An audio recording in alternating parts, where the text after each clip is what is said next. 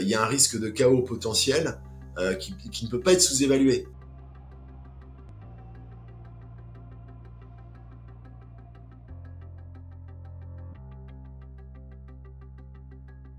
La question désormais bien posée, effectivement, parce que le Premier ministre Benjamin Netanyahu a, de manière quasi explicite, évoqué justement l'option du régime change. D'abord en appelant la population iranienne à se soulever contre le régime en question, et puis en élargissant le panel des cibles, au-delà des cibles purement militaires, stratégiques et nucléaires, notamment en visant la télévision publique iranienne. Et donc il y a une logique de plus en plus avérée d'effectivement une dynamique de régime change, ce qui n'est pas sans poser de problème, d'abord parce que les Américains n'étaient pas sur cette posture initiale, mais c'est la logique un peu des événements qui semble y conduire.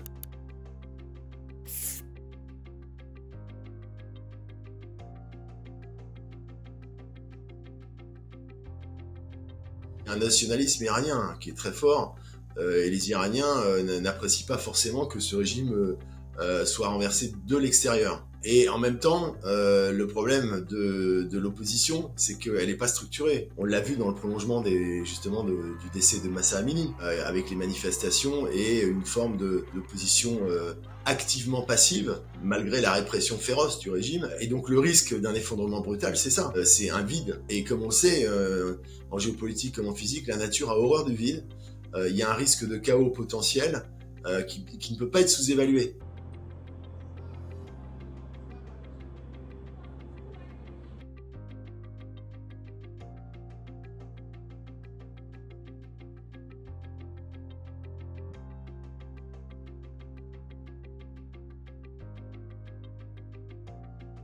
C'est un pays trimillénaire qui a une grande histoire, qui est fier de son histoire à juste titre, mais qui a toujours été dans une dimension de centralisation par rapport à des périphéries parfois tumultueuses. C'est par exemple le Baloutchistan, à l'est, à la frontière du Pakistan, puisque les Baloutches sont une minorité ethno-confessionnelle qui n'est pas perse et qui en plus est sunnite.